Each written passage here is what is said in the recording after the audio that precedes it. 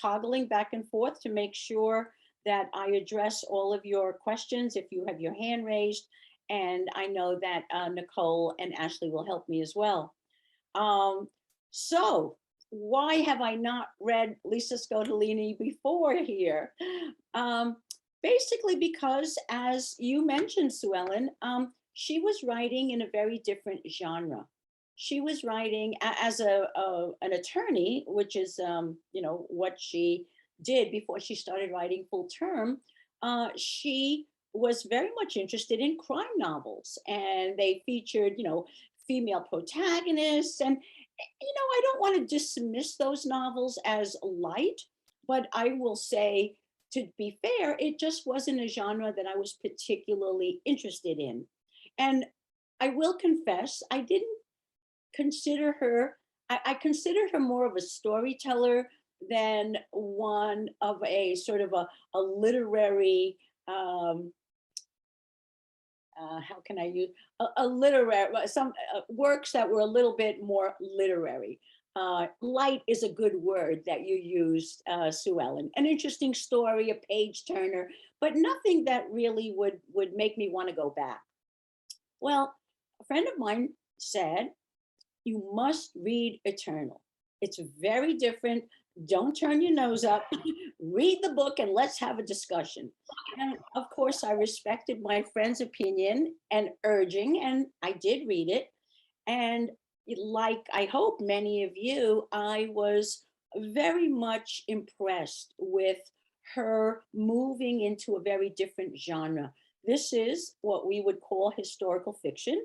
And as some of you, maybe you have followed Alice Hoffman as well.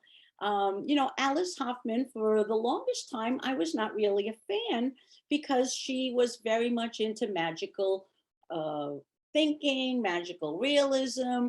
Things were happening on the LIE that seemed very improbable to me. She is a Long Island writer.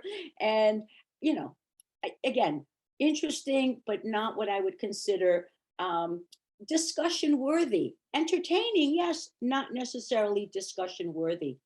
And then she turned to historical fiction. And with the Dove Keepers, those of you who are familiar with her, the Dove Keepers, a marriage of opposites, the Museum of Extraordinary Things, and all of her other recent works since the Dove Keepers have been really rooted in historical fiction with a very heavy emphasis on Jewish protagonists, strong female Jewish characters. And boy, oh boy, has she nailed it. So I think the same thing with Lisa Scotolini. I am thrilled that this is something that she talked about. She took a course, she went to the University of Pennsylvania, and she took a course with Philip Roth. Now, some of you may already know this, but I will repeat it for those of you who don't. She took a course called The Literature of the Holocaust. Philip Roth was the professor, and the main text was the Holocaust memoir of I'm sorry, uh, as Primo Levi. Thank you, my head. And he wrote about. I'm trying to get the title of The Literature of the Holocaust, and she learned there something that she wanted to repeat. I'm sorry, the title was Survival in Auschwitz, written by Primo Levi, an Italian Jewish chemist who was deported to Auschwitz during World War II, but who survived to write his memoir. And that was the primary source for this course. And one of the things that she said she learned from Philip Roth, and this is a quote: whether your subject is as weighty as the Holocaust or as apparently mundane as domestic life, you have to tell it true. And she said that this story has been with her ever since, for about 20 years now. And she went on a journey with her daughter and visited many of the sites that she incorporates into this novel. And if you have time and inclination, I encourage you to go to her website. She has 20, 24 little vignettes. They're little podcasts, and she takes you on a visual and narrative journey of how she came to choose the setting of this book.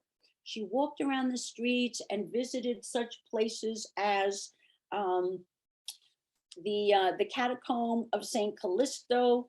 She visited Mussolini's headquarters. She visited, which was his residence, Villa Torlonia. She visited the Jewish ghetto. She visited the Palazzo Bracci. She visited the Gestapo headquarters at Via Tasso. Anyway, if you have time, you will be very much educated and entertained. She's a lovely storyteller, and I'm not sure, has anyone checked out her website by any chance? Okay, I'm going to look on the second page. I see a lot of people saying no, but definitely worth your time to see visually the bridge that Marco and Sandro have to cross back and forth, and the school and their homes. It's just a lovely backstory. So, as always, I'm going to start by asking you for some input before I begin. And then I'll tell you how I'm going to go about the discussion. Pretty typical. I'm going to talk about the themes. I'm going to talk about my favorite part of every book, the essential questions. I'm going to talk about the setting, the structure, of course, the different relationships that we have within the families and across the families. And as always, we will look at and listen to some of the key passages that help this writer bring all of this together. But before I begin, I would like to open it up to you if you would like to share your comments or your observations, or if you have questions, or if you have complaints. I'd like to hear them, and I will get to as many of you as I can. The first hand I see is Barbara King. Hi, Barbara. Hi. Yeah, I really liked this book, and there were three things I particularly liked about it. The first one is that I didn't know much about Italy in the Second World War. I think, you know, my last American history class was in high school, and we just covered Germany. So I was pleased to know that. And the second thing I really liked about it was these three families were very different, yet they were faithful to one another through the whole book until the very end. And I looked at that love and that faithfulness, and that was very inspiring to me. And the last thing, the thing I liked about her writing was that she did things that were unexpected. And when I'm reading a story, I like to figure out what I would do if I were the author and where I would like to project it. And she killed some people that I didn't expect.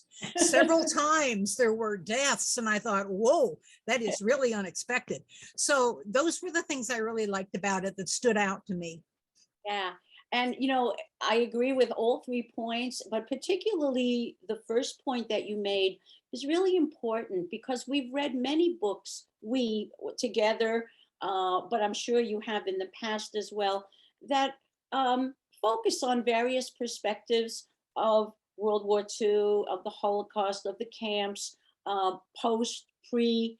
But you're right, very few take the perspective that she does, Italy, and the magnetism, if I can use that word, an attempt to help us understand why Mussolini rose to such popularity. What was it about him in the beginning, and the history of fascism early on? What was it that made him have these great groups of followers? So we'll get into all of that. And you're right, she does give us another perspective to consider.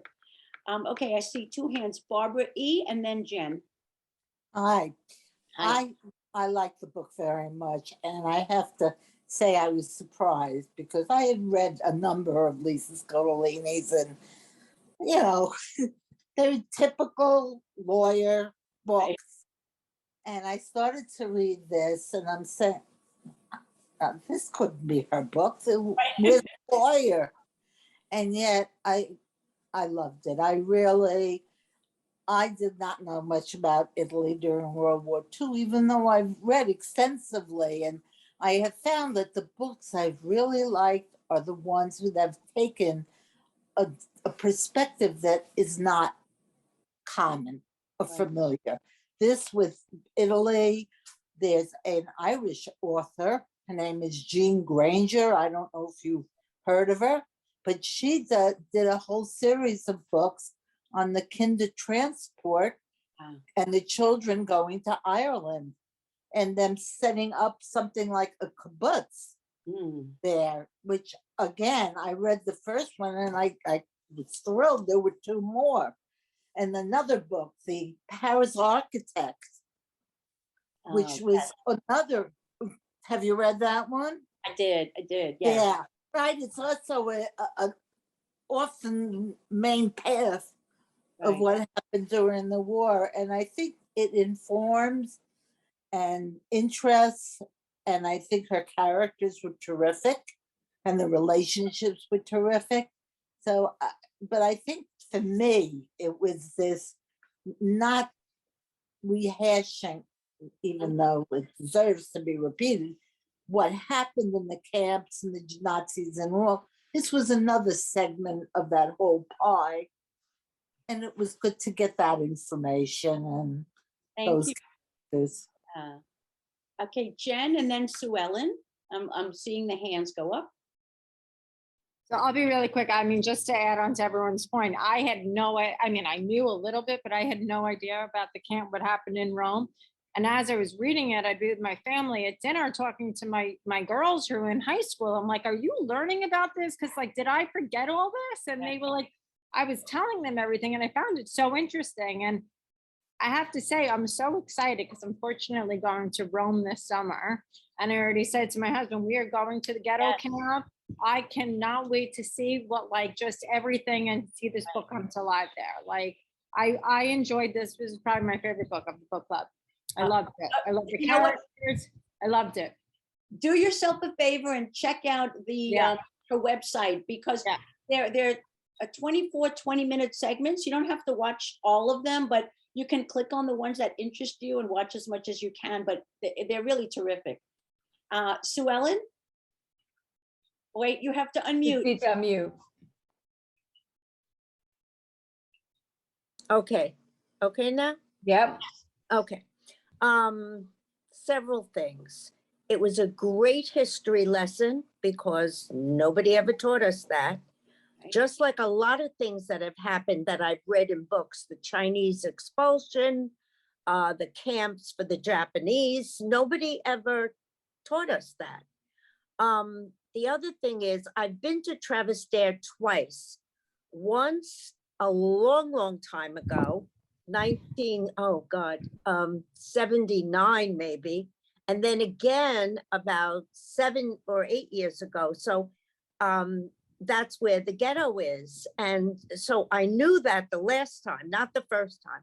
So I felt like I was there. I knew what she was talking about, just like Harlan Coben writes about New Jersey and certain, my other one about Nantucket, Ellen Hildebrand. But the thing that amazed me the most was, and I'm hoping it's true, all the people that were housed in the Vatican. Yes, yes. Because the Vatican is so enormous that I was getting this mental image of like, where were they? Are they in the lower, because there's so many levels below that they were hidden? I mean, there should be a book about that. Right. Okay, start writing. Yeah. Okay, let me take one or two. Oh, yes, Maxim, I see your hand up. Yeah, I just wanted to say pretty much what everyone else said. I enjoyed this book a lot. I love the way she set things up, though. I mean, she made the book so visual. You could almost see where they were and how the cobblestones were on the bicycles, right? I think she did a very good job in expressing that surroundings and it's talking about it. Very good job. It's one of the best jobs I've seen someone talk about easily. Good, thank Because you. you could almost feel the writing there when he was writing. Very good. All right, and let's see, I'm looking, is there someone else who'd like to say something before I'm going to my second page? No, I think we're good. Good to I mean, go? there's a few comments in the chat, but it's just Roxanne, wonderful book. Love the introduction of the setting in Italy with World War II. I hadn't read about Mussolini with regards to the war. So yes, everyone, I mean, and Sandy loved the book, and yeah, and Sue Hean listened, others being interviewed about the book, and it was pretty amazing. Okay. All right, so let me introduce, I think, Mr. Kirkland, no, is your hand up, Mr. Kirkland? Yes, okay. I can't see. Rose, I can't see correctly. Hi, Rose. Hello, the book Hi was there. very, very good. Recently on PBS here, they had he's a tour guide, Rick Stevens, Mhm. and Steves. Yes. they did fascism, and he told about Mussolini, Hitler, you know, and how things, and there were pictures and film and everything on it. It was quite interesting, and having read the book made it more complete. Oh, that's great. Someone else mentioned that to me and I haven't had a chance to check it out, but definitely on my to-do list. Definitely something to do, really. Okay, so some of the themes that I'm sure you recognized were emerging as you were reading the story is love and the different kinds of love, the different pulls, the different directions that love pulls us in, and the sacrifices that we have to make. Also, the notion of patriotism. What does it mean to be patriotic in this time, in this place? Very important also is the notion of being able to tell your story. Elisabetta is given a gift by the author. She is given the gift of voice. She is allowed to tell her story. And when we talk later about the structure of the book, we'll see how she introduces how important that is. You may have forgotten because the book is so long, but the book opens with Elisabetta writing and saying, okay, how am I going to get this story out? And when am I going to share it? And with whom am I going to share it? We'll look at that more carefully. Also, the notion of family dynamics, siblings, parents, spouses, and how all of those relationships are impacted even within the same family, how different children can go in different directions, even though they are living in the same house, have been raised by the same parents. And of course, I'm not saying anything that is unusual. We see this all the time. Another theme is secrets, the secrets that we keep, and the question as to whether or not we have a responsibility to share those secrets, and if we do, with whom and when. I'll get to that's one of my essential questions. Another theme is loyalty and betrayal. They go hand in hand. If you are loyal to one, does that necessarily make you betray, or do you need to betray someone else in order to be loyal to A? Must you betray B? Also friendships. How strong are the friendships that we see in this story? What makes these friendships, what threatens these friendships, and what strengthens these friendships? And then, of course, the politics, the political backdrop, fascism, anti-Semitism, the race laws, and how the historical facts of the time impacted all of these characters. And of course, we have violence. When all else fails, it seems that violence is the go-to action. So we'll take a look at how all of those themes, how the author weaves them into this, I think, very compelling narrative. I have many, the book raised for me many essential questions, but I'm limiting myself to 6. And the first one I already mentioned has to do with family secrets. Should we keep them? Is there ever a time when you think it's best not to tell someone you love something, or maybe it's even someone you don't love, but someone that you know a secret about? Is it fair to keep that secret? And if you keep it or if you reveal it, what are the consequences? What is the cost of sharing that secret, of outing that secret? It's an important question that we see examined throughout this story. Second essential question: how does one's perspective alter the truth of any narrative? You know, if we get the story from Marco's perspective, it sounds one way. If we get it from Sandro's perspective, it sounds like something else. If we get it from Sandro's father's perspective, or Marco's father, or Elisabetta, or Elisabetta's father, I mean, everybody has their own perspective, and we don't always know the backstory. We know what has happened. We see a maimed hand. We don't really know what happened until much later. And because Lisa Scottoline is good at building suspense, if nothing else, right? Which she has done, of course, throughout her crime novels, those backstories, as they are revealed, help us to say, oh, I didn't even consider that. And so again, how does someone's perspective alter the truth, in quotation marks, of any narrative?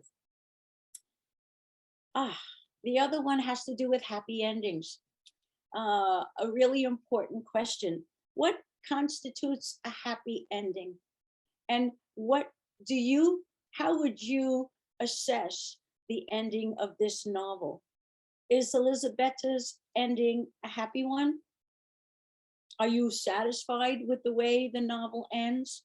That's a really important question. We're going to go to that one first after I finish my questions.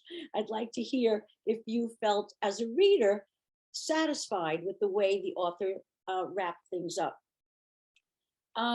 Question number 4: how do we define a hero? And are there, who do you consider to be the heroes of this novel?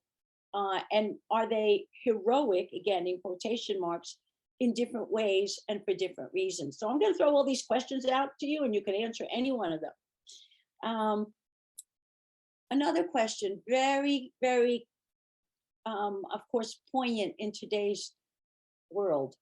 Why is it that people act on blind faith without knowing all the facts? What is it that people, they just kind of go along with the herd, if you will?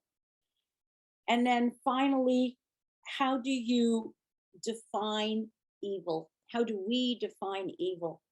How do we resist it? How do we fight it? And what are the costs? So, as I said, these are just some of the many questions that this writer made me think about in this story. So I will go back to question number 3 as a starting point, because I saw some of you nodding your heads. What constitutes a happy ending? And were you, as readers, happy with the happy ending? Or was it happy enough for you? So anybody want to address that? Oh, I thought I saw some people nodding. Okay, Eileen. Hi, Eileen. Unmute first, please. I personally would have been happier if Elisabetta wound up with Sandro. Okay. If that could have come about, I would have been happier than all that happened. Why is that? Well, it was a shame. It was nice. It was nice of Marco to try to help her like free Sandro from where he was being held captive. So I thought that was nice of Marco as a friend, even though he knew the relationship between Elisabetta and Sandro. I thought he was great to do that, but it was a shame when Sandra was killed and that her love for him had to end at that point. Okay. And do we think, I'll just throw this out to play devil's advocate, had that happened, would we have complained that it was too much of a contrived ending and it was too much of a happy ending? I don't know. I'm just throwing it out there. Jen and then Rose. Jen and then Bernice. Jen, Rose, and then Bernice. So I was very happy. I mean, I agree. It would have probably been a little contrived if he would have survived. I mean, she had his Sandro's son, you know, which was surviving for, you know, years to come. And then she had a baby with Marco. And she did love Marco, whether it was the love of her life. Not everyone always ends up with the love of their life. They could end up with somebody else and learn to love them and be with them forever, which is what could be with Marco. You know, I mean, you know, someone could be married to somebody, they could go off to war and then that's it. So then they have to find somebody else. So, I mean, I thought it was great. As we said earlier, certain characters were killed off, which was so sad. And he was unfortunately one of them. I mean, there's a lot of people. I mean, I cried when they were dying off. But I like the ending. I love it both. And you know, the key word is satisfying. Did you find the ending satisfying? Because, you know, if everybody lived and they all lived happily ever after, then we definitely would have been saying, oh, really? Is that's really possible? So it is, I think I saw in the chat room, someone used the word bittersweet, and it is. And Jen, you also make a good point, because in some way, abstract though it is, she has both of them, because she has the one child with Sandro, and then she has Marco, and she has another. So maybe that's as good as it gets in a Hello? situation like this. This Yeah. Alex, Okay, Alex, Bernice is up next. Bernice, if you want to unmute. Hi. Okay, hi. I think it was a hard book to read. I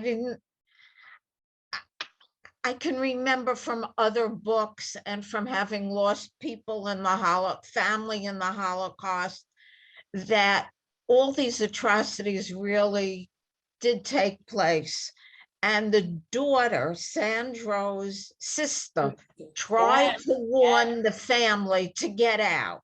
Yes. But they, like millions of others, said, no, no, no, it's not going to happen. And yes, it did happen. And so life kept declining and declining. But once she becomes pregnant, she's all alone in the world. She has nobody on her side. And now she loses the love of her life. And this young man is offering her a chance to take care of not only her, but this unborn child. And so in a way, she really didn't have very much of a choice, because this gave her some security for the sake of her child. And he loved her and she had feelings for him. Yeah. So it was really pretty bittersweet ending, because the whole family was really annihilated except for the sister.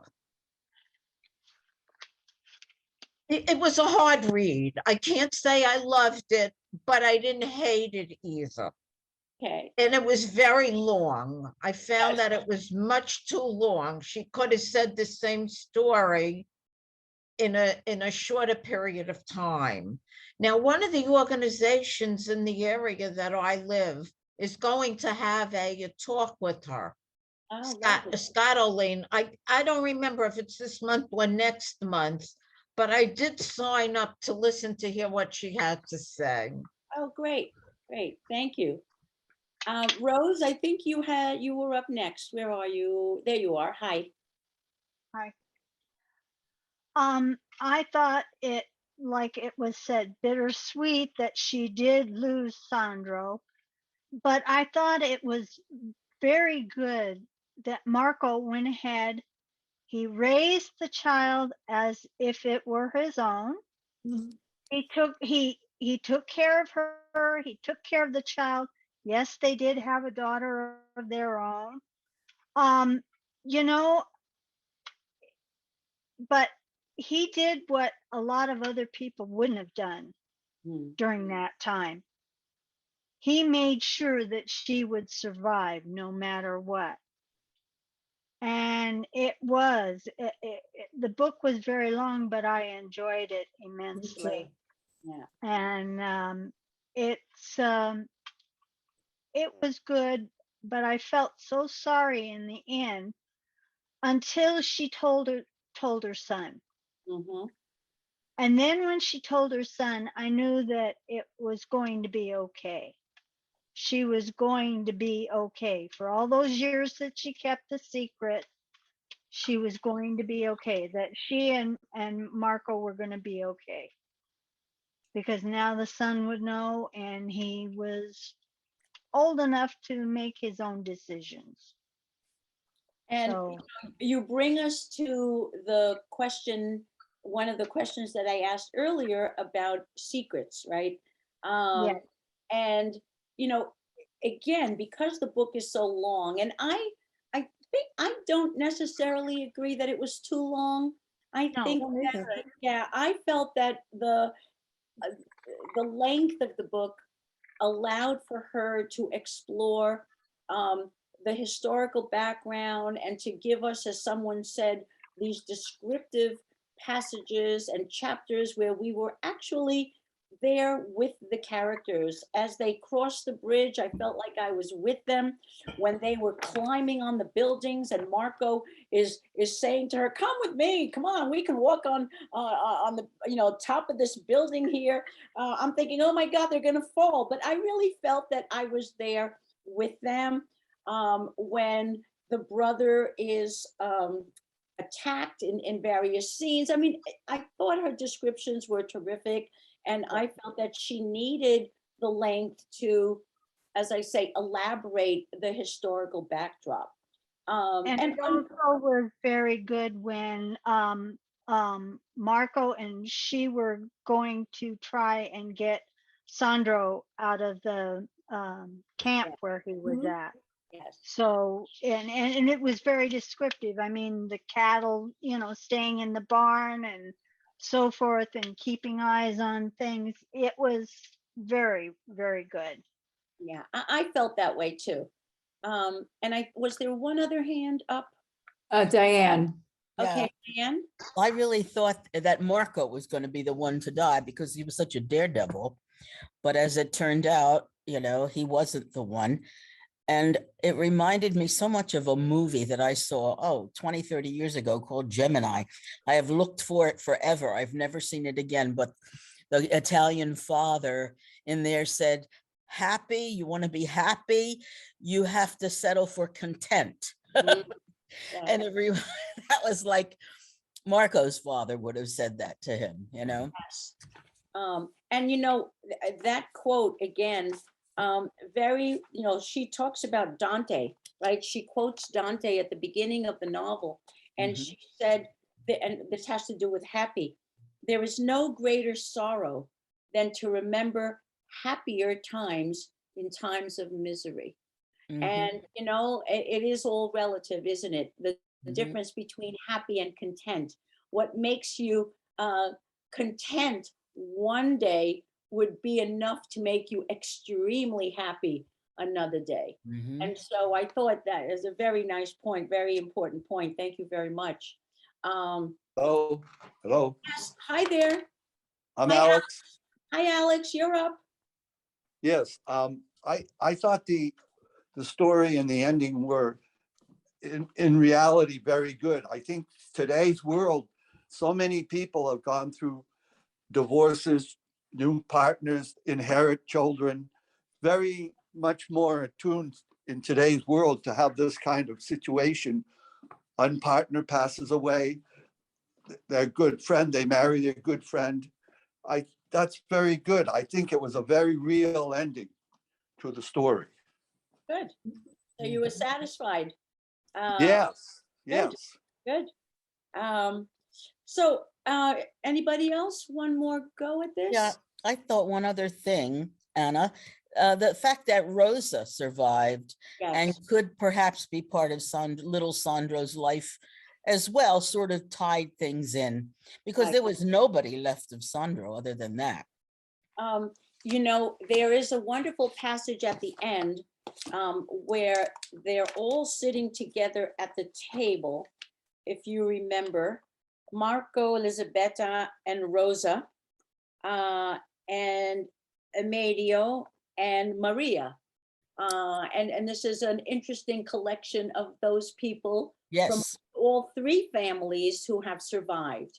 And just apropos of the point that you made, allow me to read something that really speaks to the point that you made. Maria has just made a dinner and she says, you know, I'm only a normal cook like every mother, every woman. And every day before every meal, I open the refrigerator and I see what I have. loved it. I'm always missing ingredients I really need and really want. I'm missing them all the time. That's never been more true than now with the war. So every day before every meal, my question is the same. What can I make with what I have? And of course, she's talking about a meal, but we know that this becomes a metaphor for how we deal with loss and survival. Exactly. Maria nodded, feeling the truth of these words. I ask myself that question every time I cook. I always have. What can I make with what I have? And then I'm going to skip a little bit. And she continues with that same monologue. She says, life in mourning is like that. We do not have everything we want. We do not have everything we need. We are missing so much. We are missing those we love, and our hearts ache all the time. But I look around the table and I see some wonderful ingredients here. Maria shifted her loving gaze to Marco, Elisabetta, Emedio, and Rosa, each in turn. I see ingredients that go very well with other ingredients. I know that if we all come together like we are now, that with God's help, we will make a beautiful, delicious meal that will sustain us all with the love of one another. I mean, I have to admit that I was crying when I read that because it's at the end of the book and everything is all coming together. And it is definitely, as so many of you have pointed out, doing the best with what we have. And, you know, one point about Rosa, you know, you're right. Rosa represents those family members or those individuals who said, we have to go. We need to go. But Rosa had David in her life, remember? And she was traveling back and forth to England. And so she was able to see from a distance, she was able to see from a clearer perspective what was going on. But of course, when things are happening right in front of you, you are in total disbelief. I mean, did you not love Sandro's father? He was of the notion that, but if we do what they tell us, we're going to be okay. Complete trust in a system, complete trust in an ideology that says, if you promise to do what, you know, if you do what you've been asked to do and you come through with that, I expect the other side to honor the bargain, to honor the pact. And of course, you know, that doesn't happen. And it doesn't happen again and again and again. And, you know, well, we know what the end result of that was, but it was just interesting that I think the author managed to bring to the discussion so many different perspectives, right? I see a question, is it disbelief or is it denial? I think it's probably both, right? You can't really believe that it's happening and you don't want to believe that it's happening. So, you know, I saw that both of those emotions were operating. And she lets us see, even within the Terzi family, right? We have the three sons who take very different stands, the very different perspectives on what's going on. We have, of course, Marco, who is wooed. He is, I don't even know if the word is wooed. He's kind of like sucked in to a system that makes him feel important. Remember, he's a young boy, right? When we meet him, he is vying for the love of his life. He is so in love with Elisabetta, and he knows he doesn't really stand a chance against Sandro. Sandro is the guy, he's the writer, he encourages the reading, and Marco, we learn, has a reading, disability. He is dyslexic. And you might wonder, well, why does the author put that in there in the first place? And we'll get into that later. But he needs to have something to bring him to the attention of the woman he loves. And so he sees becoming part of the party as a way of improving his position, as a way of becoming important, as a way of saying, look at me, I'm here, and so we have Marco. In the same family, we have his brother, Aldo, who is anti-fascist, right? So, and he's killed. And then we have Amedio, who's the priest, who brings in, as someone mentioned before, or implicates, or at least questions the either complicity or the aid provided by the Pope and the Vatican, which is, again, a question that is still being debated. Did they do enough? Did they do anything at all? What do we know? What don't we know? So again, she brings in so many different perspectives, and the same thing with the Simone family. We have Sandro, we have the professors, we have his father, we have a sister, and we also have, not only within families, but across religions, right? We have Marco's father, Beppe, who risks so much to take care of his friend, Massimo.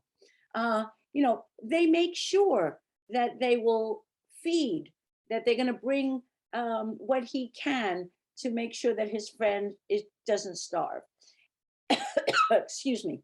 So we'll look at, different passages, and it brings up again those questions that we asked earlier about friendship, what strengthens a friendship and what weakens a friendship.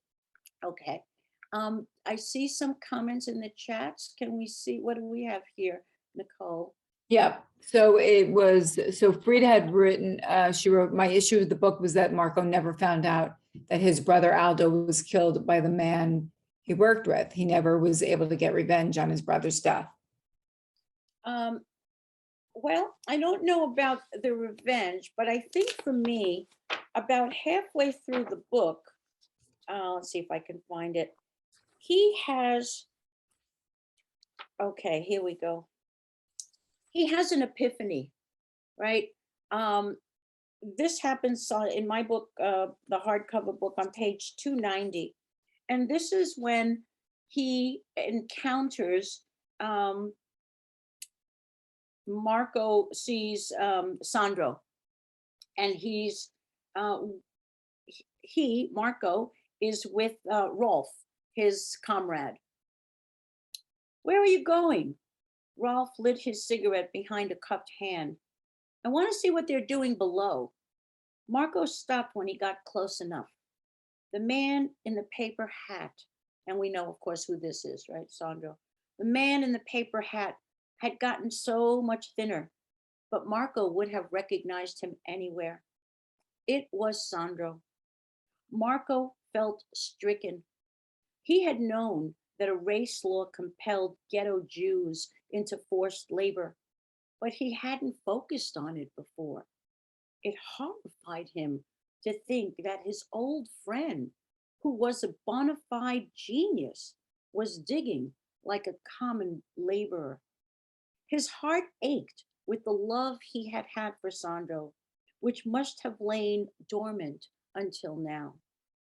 Suddenly, Sandro lifted his face and looked up at Marco, holding his gaze. Marco's mouth went dry, and in that moment, he saw himself as Sandro saw him, a witness to his own actions, a fascist standing with a Nazi. And Marco didn't recognize himself. Sandro resumed digging, but Marco experienced an epiphany. He didn't know who he was anymore. He didn't know who he had become. He had performed so well at Palazzo Venezia this past year, a rising star. But his father had been right about that too. There were bosses on top of bosses, like a ladder that never ended. Marco didn't know why he was climbing it anymore. He didn't even know to where it led. He felt embittered with shame for all that he had said and done, for all that he had become. He had once told Sandro that he wasn't his uniform, but he had been wrong. He had become his uniform, and now he was disgusted with himself. Marco, do you know one of those guys? Marco blinked, shaken. Yes, the one in the paper hat. Who is he? Rolf blew out a cone of cigarette smoke. My best friend. Rolf frowned. Your best friend was a Jew? Yes. Marco averted his eyes. Let's go. Where? Back to work? I don't know, Marco answered, lost. Now, that's a really important scene there because for the first time, he sees, it's no longer an abstract notion of what's going on. He sees the effects of the race laws. He sees what has happened to his friend, and he acknowledges, probably for the first time, his role, and if not his role personally, his association with the people who are responsible. And I thought, I don't know if that has answered the question that was asked before, that he doesn't have the opportunity to seek revenge. But I don't know that that's where the author wanted to go. I don't know that she was looking for a tit for tat kind of response. I think, whether we agree with her or not, I think that she wants us to see, or at least she's hoping, that his journey, Marco's personal journey, will make him a better person. I don't know. What are your thoughts on all this? Yes, Rose? There. I think he did become the better person, especially it's like when he marries Elizabeth, Mhm. takes care of her and the child. He puts away the fascism, he suddenly realized that Mussolini, Tito, and Hitler were not the right people to be wanting to be like. He needed to change his uniform. Right. He needed to take the uniform off, basically, Yeah, right? that's what I'm Right. saying.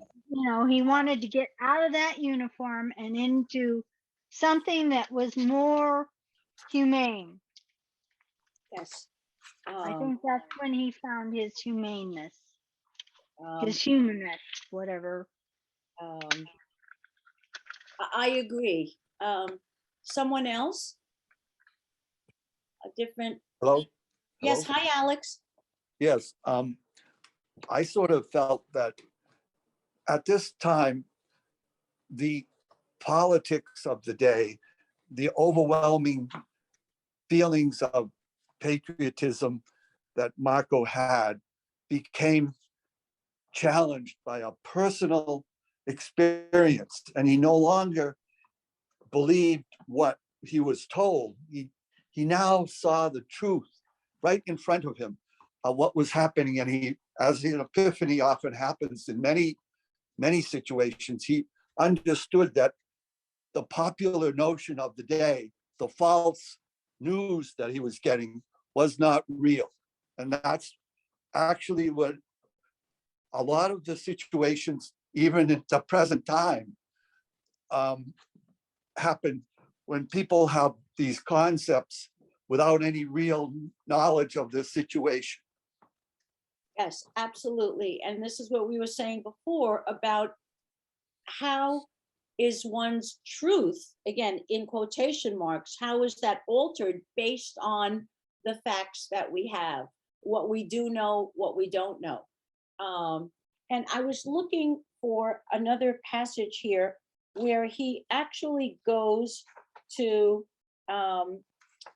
Marco's window, I'm sorry, Sandro's window, and he promises him that I will take care of Elisabetta for you. He goes to tell him that, you have a son.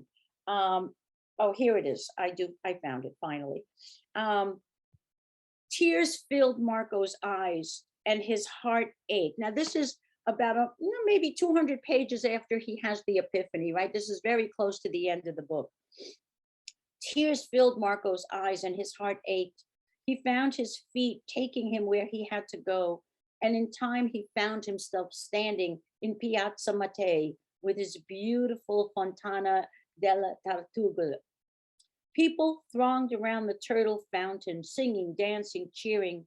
But Marco was quiet, mourning anew. He looked up at Sandro's house and his gaze went to the window on the third floor where his best friend's apartment used to be. The window was open and empty, but Marco didn't see it that way now. Instead, he saw it the way it was then, when they were both boys, and he would ride his bicycle there and call, "Sandro! Sandro!" Marco called out, and tears spilled down his cheeks. In his mind's eye, he saw Sandro waving to him and calling back, and Marco realized why he had come here, for he had to make a vow. His gaze fixed on the window, and he vowed in a whisper, "Sandro, you have a son, and he is named for you. I promise I will love him as my own, and I will raise him to know you and honor you. And I promise I will take care of Elisabetta as you would have, with all the love in my heart." Marco wiped his eyes, but his gaze remained on the window, on the third floor of a building that had stood for centuries, in the middle of a city that had stood for millennia, by a river that had flowed since time immemorial and would flow into the future. Yet he had learned that Rome, as magnificent as she was merely a bystander to the glory and horror wrought by man, and that was the way of the world now and forever. War was eternal, but so was peace. Death was eternal, but so was life.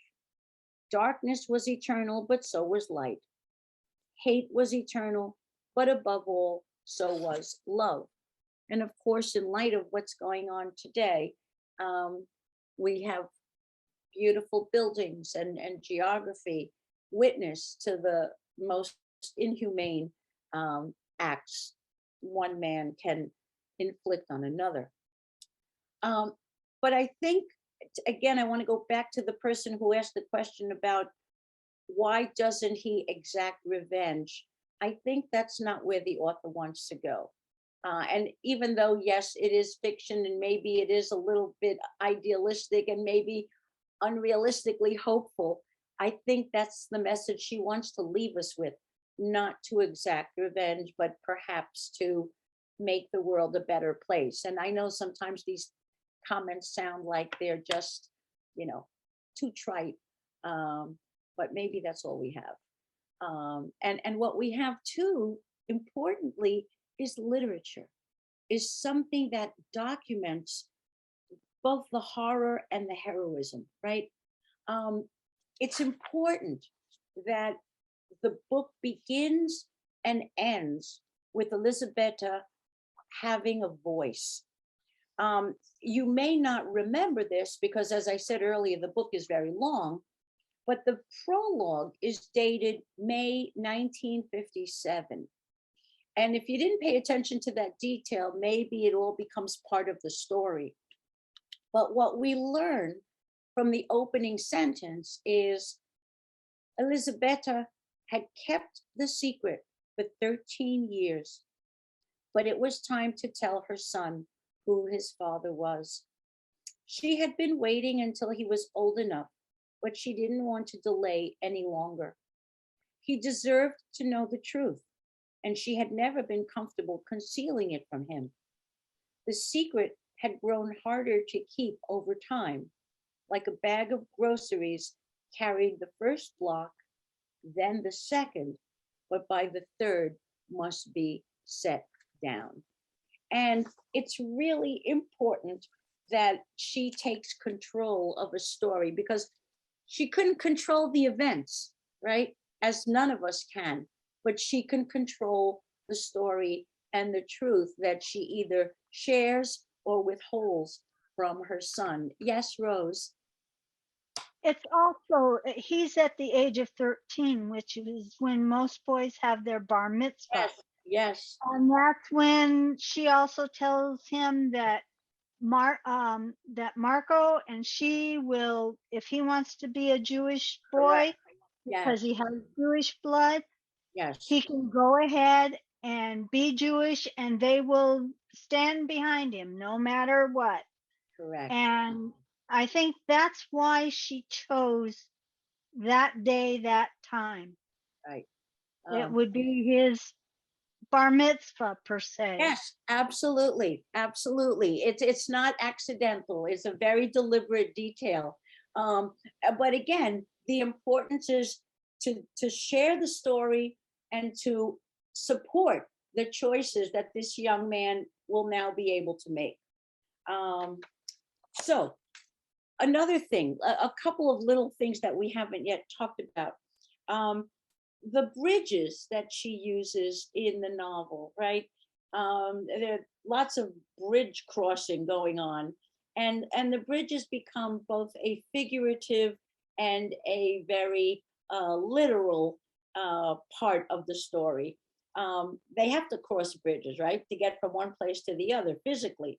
But the bridges that we see here include the connections between, the emotional bridges that we have.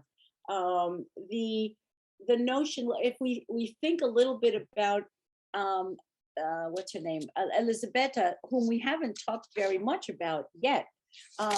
If we go back to her past, right, and how she then becomes connected to Nona, right? She doesn't have her mother, but she has Nona. And, she is an aspiring journalist when we meet her. And she is, her mother has taken off. We find out later that her mother has had a relationship with Marco's father. And I don't know about you, but there was a couple of pages that I wondered if that was why Nona didn't want her hanging around with Marco. She's like, no, you can't go out with him. And I thought, oh, why? Are they related? But that wasn't the case. Again, I think it was the author trying to build some suspense. But we find out that her mother takes off. We find out that her father is an alcoholic. And we find out later as to why. It's a secret. What was it that, how did he get to be injured? How did he get to be in the state that he's in? Yes, Rose, is your hand up again? Yes, okay. I had a question. Okay, hold on, Alex. First Rose and then Alex. Give me a minute. Okay, and when it was revealed how her father hands were broken and why. Mhm. It was, you know, a very bright, poignant moment Yes, there. That was something that had been kept a secret all those years. right, And even her father had never told her how it happened. right, right. So it was really something. It was very good. And I'll let- again, remember the question we asked before, do you think he should have told her? And why doesn't he tell her? It's an interesting question, right? Why don't we talk about, or why don't some people talk about their experiences if they are indeed horrific? Um, Again, from my own family experience, my dad served in World War II, and that's all I knew as a kid. I didn't learn until after his death, many years later, when I did my own research, that he had won a bronze medal and he had all kinds of interesting details. And I mentioned that to a cousin of mine, a male cousin, and he said, "Oh yeah, I knew that." I said, "You knew that about my dad?" He goes, "Oh yeah, he always used to tell me and my brother war stories." Well, of course, maybe he told my male cousins, but he never told me and my sister. And so again, what stories do we share and what stories do we keep? Was he trying to protect us because we were girls? I never Yeah. got to ask him that, right? But what is it that keeps her father from telling her?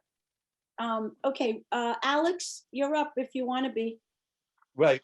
Two things.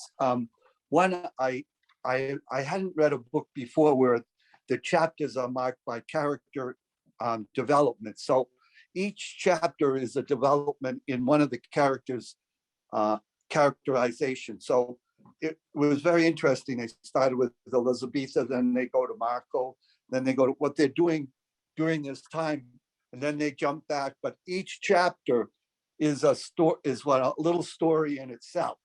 Correct. And secondly of all, I'm a Vietnam veteran, and I sometimes share things with my children, but they don't understand at all why the whole thing happened, and it's very all messed up. So I stopped sharing things with them. Yeah. And it's people have their reasons for not sharing their stories. And I came to my own conclusion, whether it's valid or not. My dad probably didn't tell us because he had daughters, and little girls didn't need to know about the war, but little boys who were playing with guns at the time and soldiers, I thought he probably felt it was interesting to them, and he regaled them with the details that I only found out later from my male cousin. Okay. But what is your comment about how she stylized the chapters around different characters? You know what? It's not very unusual, Alex. It may be the first time that you've encountered that. I think that it works. I've encountered that many times. What that style does is it gives us multiple perspectives. And so that, as you pointed out, we get to know what each character is doing. And, imagine if the story were told only from Marco's perspective. It would have been a little bit angrier, I think, right? It might have been a little bit more bitter, like, how come she's always going out with him? What's he got that I don't have? I mean, and though we get a little bit of that, we also understand why Elisabetta is drawn to Sandro. We understand why Sandro is drawn to her and why he encourages her. And, they're such good friends. Remember when Sandro tells Marco how to win her heart? He says, buy her a notebook, a journal. And, really, he's kind to share that information with her. And he also knows that maybe it's best if I pull back, because our relationship is only going to lead to some kind of trouble. He's concerned about her well-being, and we talk about sacrifice.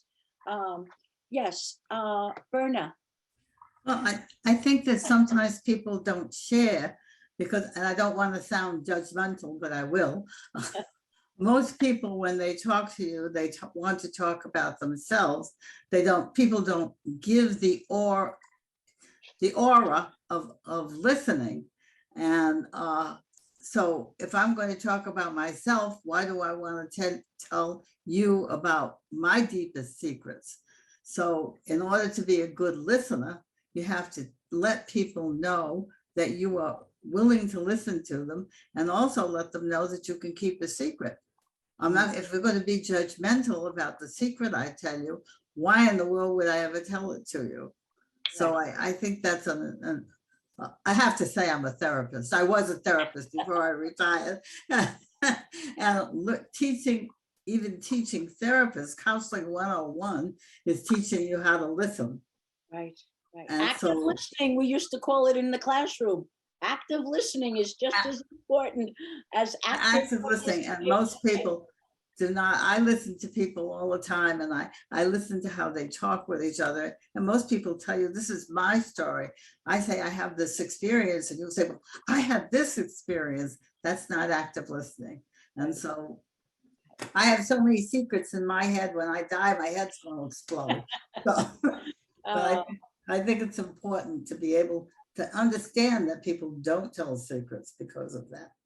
Do you think, Berna, and this is also for everyone, is there ever a time that you have a responsibility to tell someone a secret or to share something that you know that that person doesn't know, but maybe should know?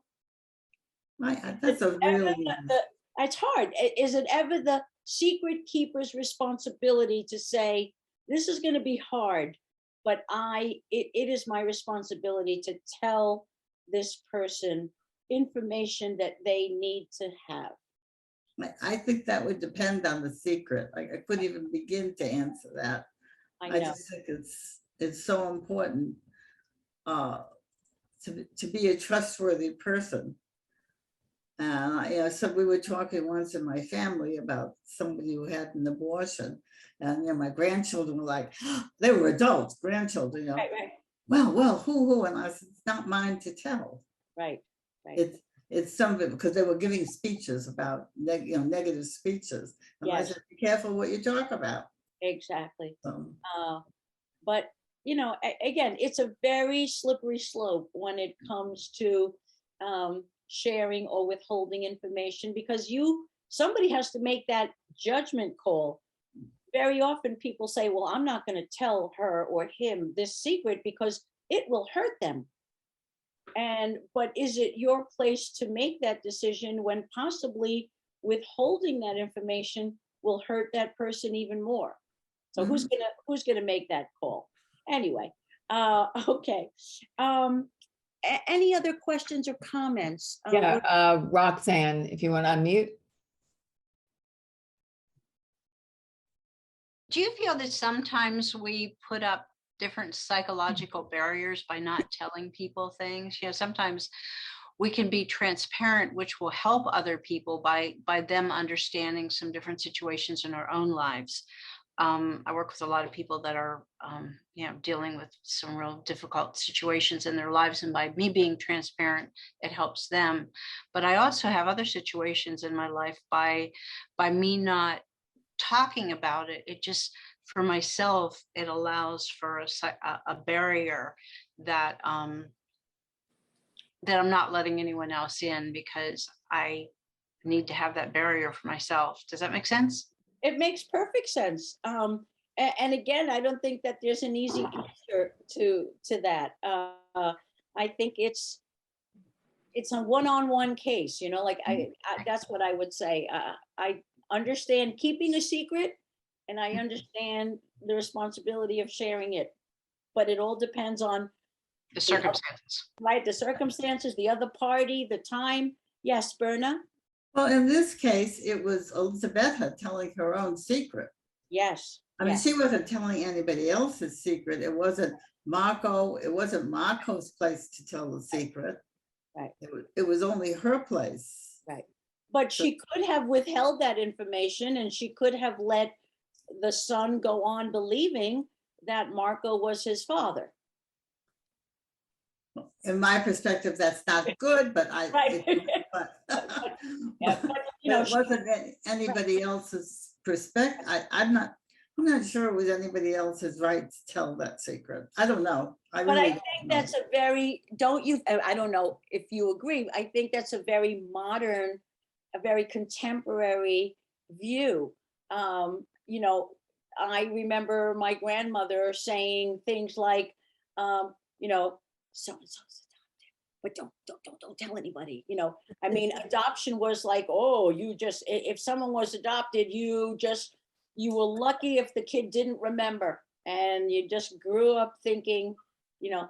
Now that's a very different perspective from the way we as a culture think about, you know, sharing that kind of information. Look at you know, 23andMe and Ancestry.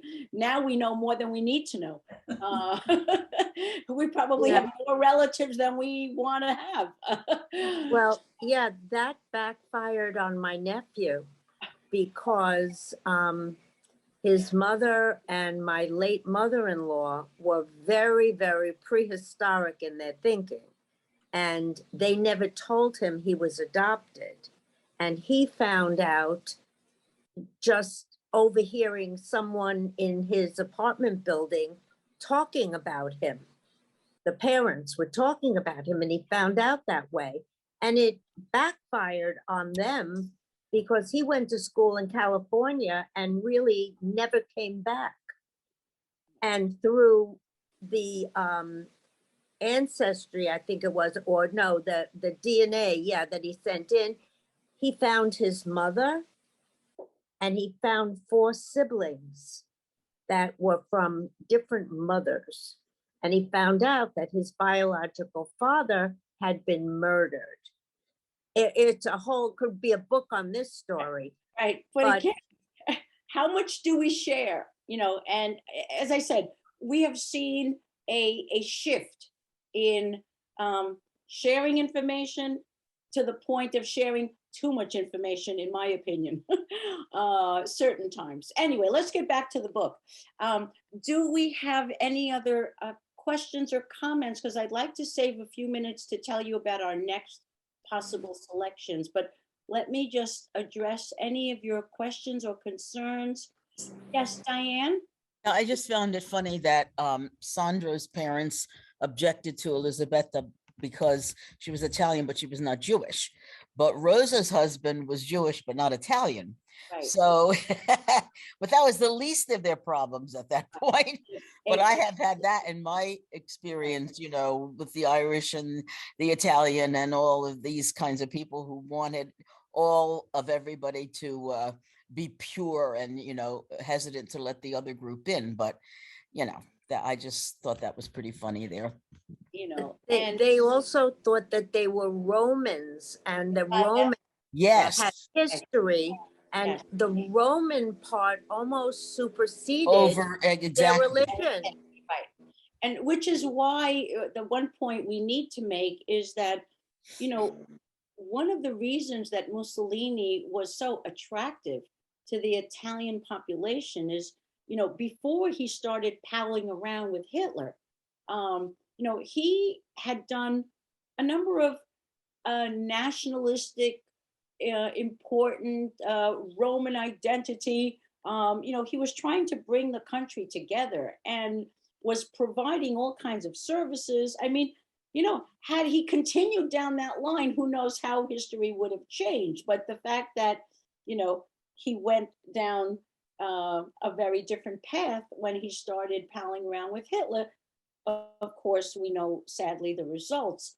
But it explains why the people of Italy considered themselves Romans. I mean, they were incredibly proud of the fact that they were Romans. And I'm not Jewish first, I'm not Christian first, I am a Roman. And for those of you who read